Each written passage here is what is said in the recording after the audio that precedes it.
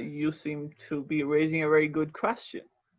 Well, I believe free will is not something that is to be proven using science, because I think free will is a personal subjective experience of human being. I don't need a method outside of myself to tell me that, free will exists. I am aware, right? And this self-awareness, which is known as hard problem of consciousness in the philosophy of mind, is my personal subjective knowledge, right? That I know that which I have, right? So I don't need cause and effect kind of a methodology to tell me whether I have a free choice or not, right? So it is more of believing that I exist and I know that I exist. In the same manner, I know that I have a free will, right? So it is kind of an intuitive thing. And I don't require a scientific methodology to tell me whether that's true or not, right? And not having a free will has huge implications, which even atheists would abhor. Let me tell you why. Not having a free will means that, like, I don't have a choice to be rational or not rational. I don't possess a will to decide whether to change my position or not, right? Free will, I mean, refuting free will, taking free will away means that I have choice in nothing at all. A theist does not have a choice to become an atheist, right? So that's where the refutation of free will takes you to, and that I think it is a disaster to any intellectual pursuit, right? Because I mean, you are not left with any choice. For example, if a raper rapes, why would you even have a criminal code for him when his raping was determined by the laws of physics? What is his what is his uh, issue? What is his problem, mistake with that? So I don't think even atheists would you know entertain the idea of not having a free will. And that's what materialism, physicalism, uh, boils down to. Well, there are ways to, like, address the issue which you raised. God having a knowledge does not mean that he is the doer of bad. That's one thing, right? The free will kind of thing which I just explained, right? Um, uh, Human beings does have a moral responsibility, and that's where uh, uh, that's the underlying layer of our reality. So we do not um, blame God for our own actions, because we have a free will, and it is our choice to decide whether to go on the right side or the left side. So we've been left with free will.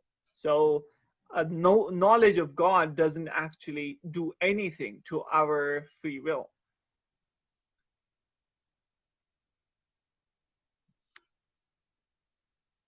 Then I don't understand what you're asking. You'll have to come on the camera. That's the reason I like face-to-face discussions. And that's what I was trying to explain to Jacoby when he was asking me that I don't get anywhere while discussing even on live streams. I say, like, this is what happens, right? A person may misunderstand, or I may misunderstand the question somebody is raising. So I don't even call it an evil. That's the point here. In Islamic theology, we don't call evil what you call evil. We say that everything lies under the totality of God's wisdom, which is good, right? So there are Islamic theologians who have actually given answers to it. And think about this: what we call evil may actually be good in a broad scheme of things.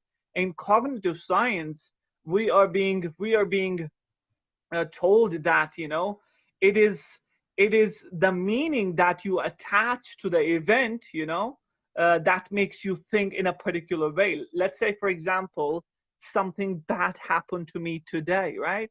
Now, it depends the kind of a meaning that I attach to the event that has just happened to me today. For example, I can say that, God is bad because, he allowed such an evil to happen to me, right? That is one meaning that I attach to the thing, to the event that has occurred. The another meaning could be that, that God, uh, that God uh, uh, uh, created me here to test me, right?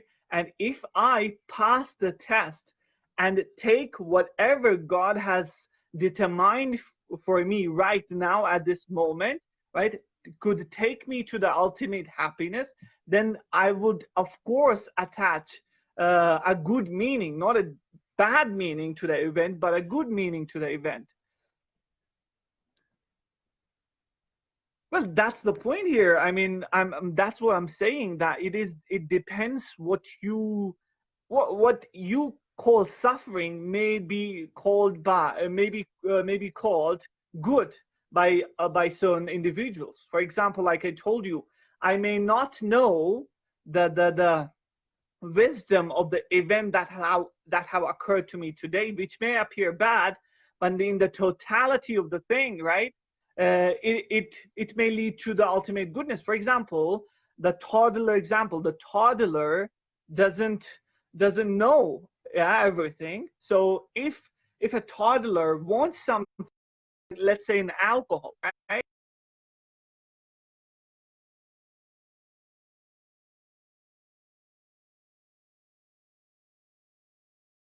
Parents know that it is detrimental for him to consume alcohol. So the parents take that alcohol away. The toddler may feel like, may feel resentful, may feel a kind of malice towards his parents, right? But in the totality of the thing, in the totality of the event, the reason the parents are taking away the alcohol is for the greater good of a toddler.